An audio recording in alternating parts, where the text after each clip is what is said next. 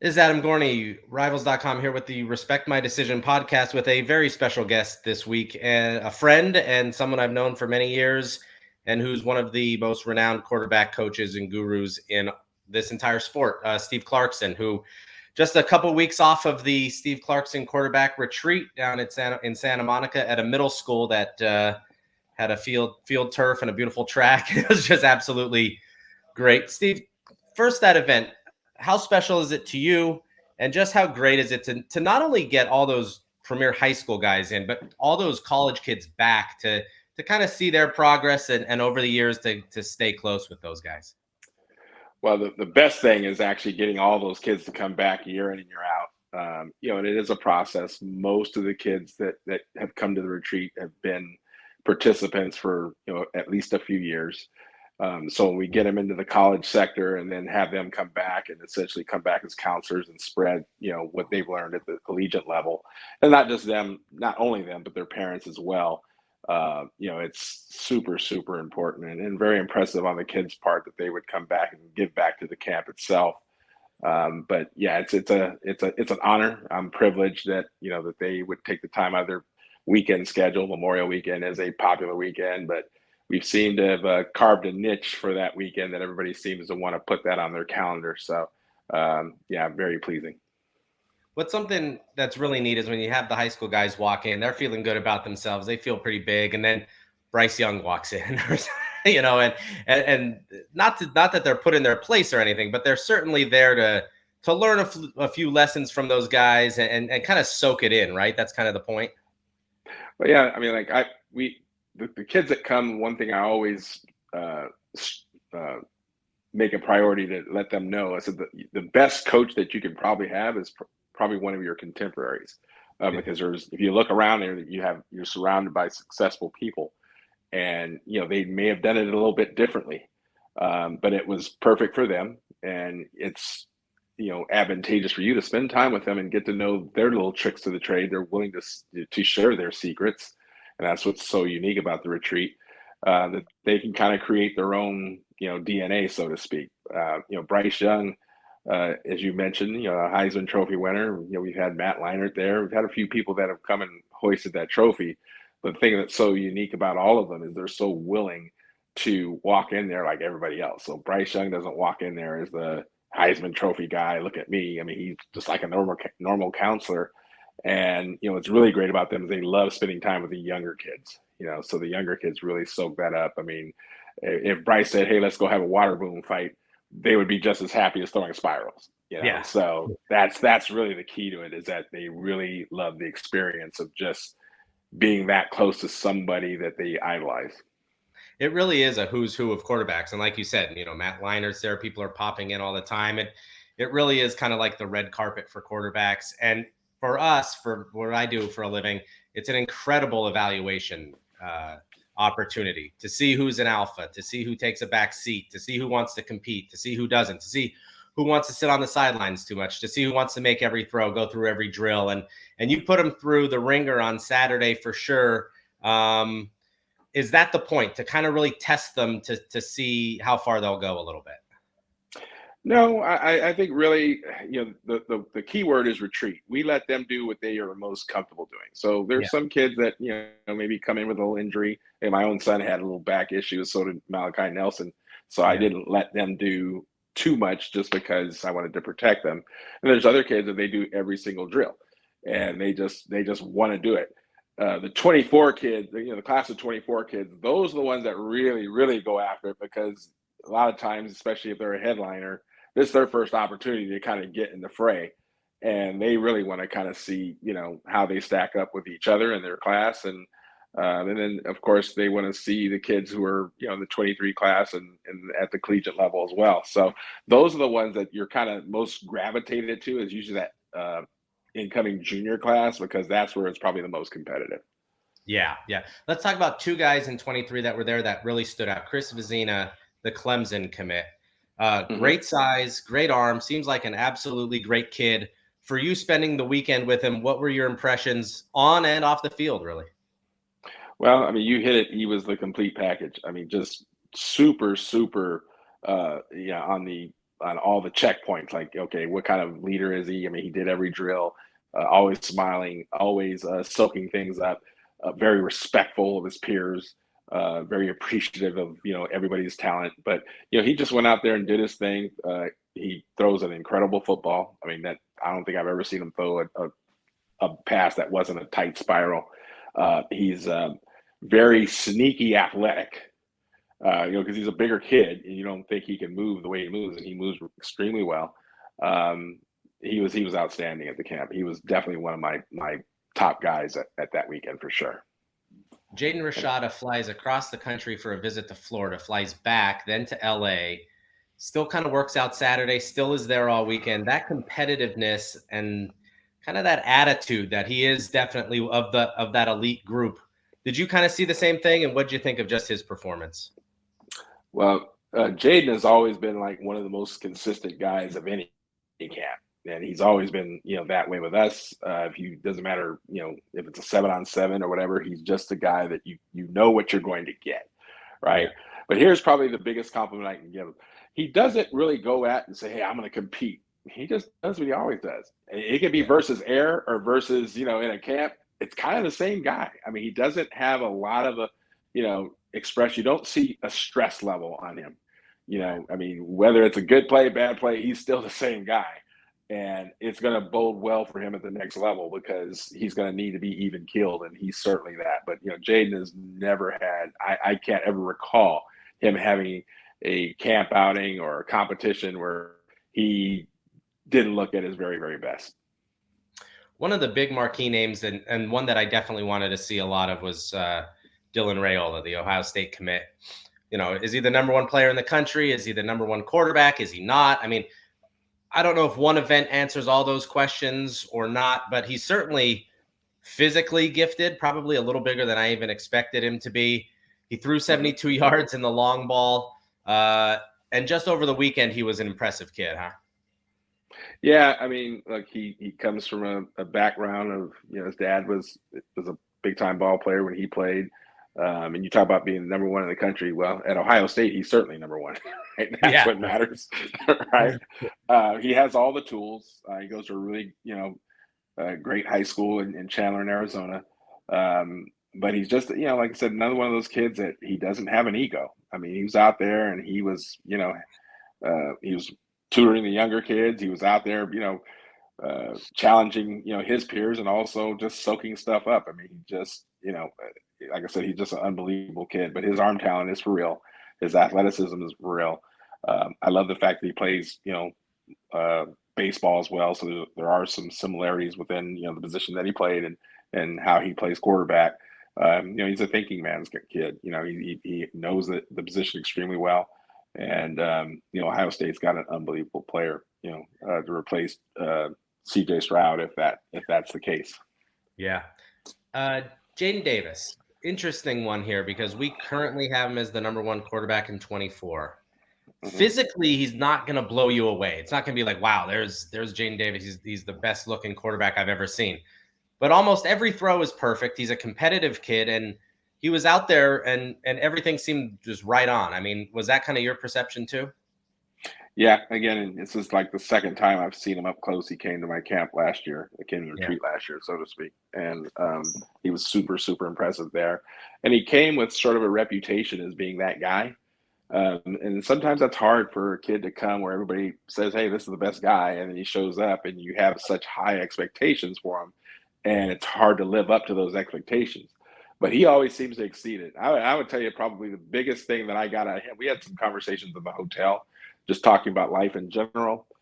Very perceptive young man, extremely bright and well-spoken, extremely well-spoken. I can't emphasize that enough. I mean, I kept looking at him like, there's no way this is a high school junior. This kid sounded like he was, a third-year collegiate player. I mean, he was that impressive. I'm sure you've spoken to him a few times. And if you just talk about anything, he's pretty well-versed in many topics. And that probably – to me, separated him from a lot of people just on that alone. We talked a lot about Julian saying when we were talking on Sunday at the camp, and he is who he is, right? Technically, nearly perfect, doesn't make a lot of bad throws. he's just going to be that guy, right? I mean, that's just him.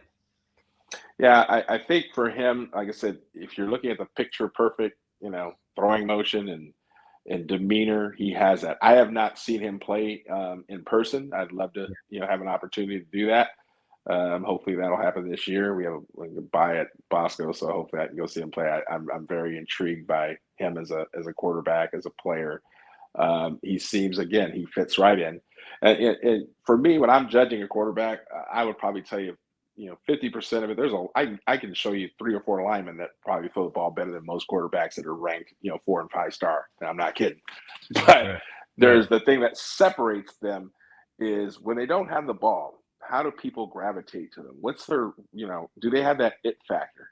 And that's the thing that the retreat really, you see the separation there from the guys that really have that kind of it factor in their personality, when their well-respected peers are, taking their time to spend time with you, right? Like they really dig who you are and they get the vibe and they really connect. And Julian certainly has that. And I would say most of the kids that came there also have that trait. And that's what makes the retreat so special, is because they all kind of, nobody thinks they're, oh, I'm better than this guy, that guy. They all feel like, hey, this dude's a dude and I respect him. And, we're going to have fun and be in this business for a long time. And that's kind of their take.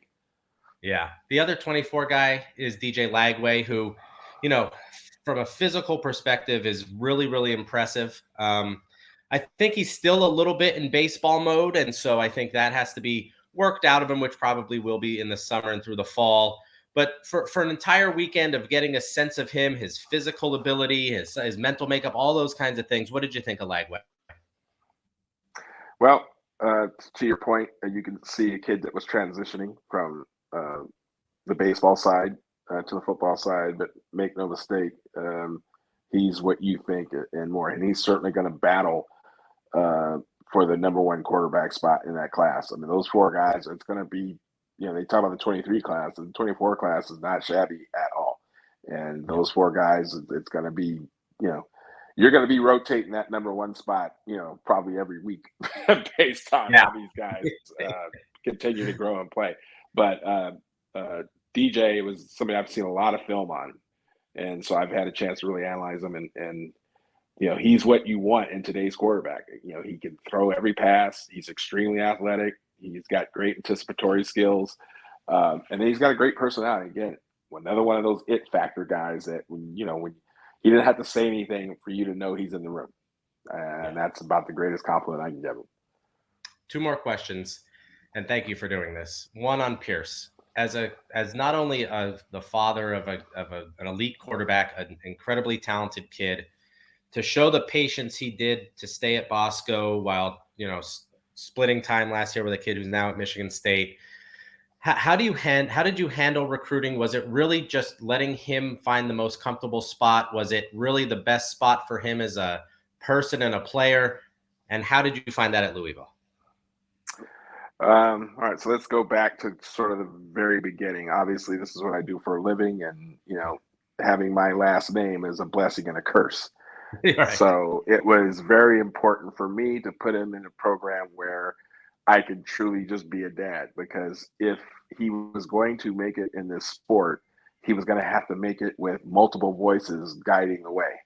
And it was important for me to put him in a place where he could learn that skill, that skill trait now. Bosco is extremely challenging. And I got to tell you, I probably, when I enrolled, it wasn't our first choice. He actually spent a couple weeks at Alamany, but then he decided, no, he really wanted to go to Bosco. So he made that move. And it was, for me as a dad, it was terrifying because there were 15 quarterbacks there on campus. Right. And they were all pretty much bigger than him. And I'm thinking, man, there's no way he's going to have 4 years here at this school. It's just, there's just too many dudes.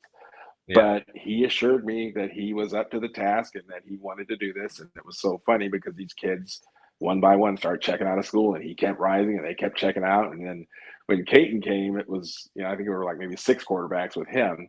And that was a bit unnerving because I thought he was really good. And I was like, wow, it's kind of a shame he went this far. And then it's like, I don't know what's going to happen. But the 2 of them handled it so greatly. and they became best of friends. And I wish I would have had, if we didn't have COVID, that would have been the perfect QB1 because it's a black kid, white kid, trans. I mean, you had all the elements of just suspense and whatnot. And it was a tough situation as a dad to kind of sit back and hope for the best. But I will say the two of them together showed, not only my family, but Caton's family, that they were okay with it and they were supportive of each other. So it easier for everybody else. So that's what really showed on the team aspect that, they were both very well liked. So from a maturity standpoint, development side, you got that. And I think from a collegiate side, the one question that will always come up, well, what's it like to coach, Clarkson, as a dad in the way, whatever. And honestly, they can, the proof is there. Hey, he was a great guy and he stayed out of the way. And that's kind of the way I needed it to be. So I don't like to do pieces really, with my son, just because I feel like this is his time. So I don't want to be, in the picture, so to speak. But Bosco in general has just been great on his development side. Like, when we were going through that process of him, hey, does he stay or go? Because people were, hey, you need to transfer, And it really came down to this, and this is my honest to goodness feeling.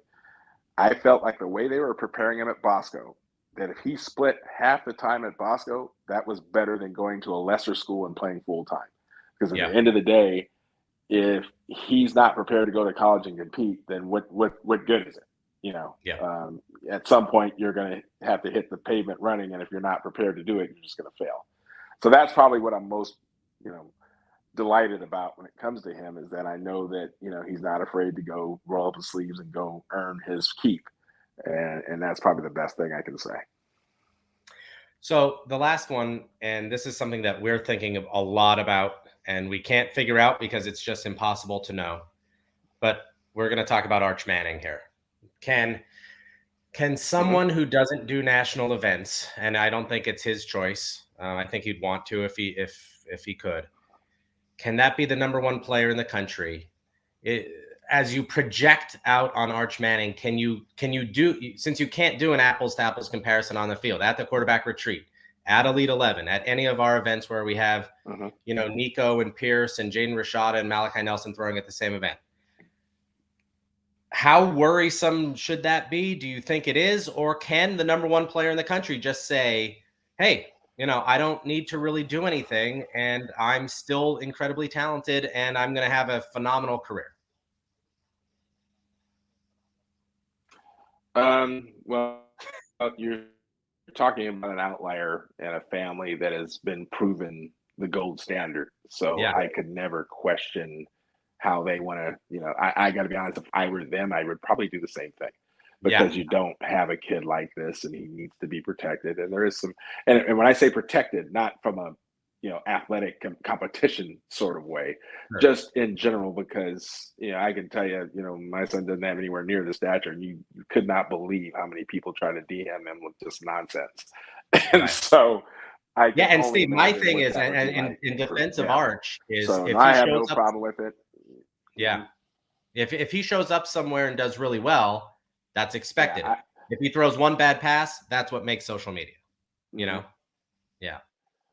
Yes. Yeah. And that's, it is the tough one, but I would, if I'm a betting man, I will bet on that kid being extremely successful. So if someone is going to name him the number one, I mean, look, I think the people that rated number one, that you saw film, you saw the trait, whatever, I don't think anybody really expected him to do any of these camps, to be honest. Because you just have to understand the family. I mean, Peyton didn't do it. I mean, Eli didn't do it, and it worked out really well for them. And, nobody knows football like Archie, so he understands, the process. And Peyton obviously is a Mount Rushmore type guy. So, no, I don't, I'd expect him to be the number one guy to finish. And at the end of the day, it doesn't matter where you start, it's where you finish, right? There's a lot of guys that end up here and then they don't end up anywhere, so but I think the kid's an excellent kid. I think he's a really good quarterback. And if you would put that kid on any power team, you would see, that his skill set might even be more impressive than what you see. I mean, people kind of talk about, well, they don't play at a very big school, whatever. I mean, there are a lot of guys that didn't play at, very big schools and ended up being super, super great. So Yeah. I discount that. I look at, just like I said again, I want to look at the personality of the kid. It seems like he's taking this recruiting thing extremely important for him to make the right decision. He's not rushing into anything. And, his status has certainly granted him that, afforded him that ability, and he's taking advantage of it. So no, I'd bet the house on Arch Manning. Awesome. That is Steve Clarkson. I am Adam Gorney for the Respect My Decision podcast.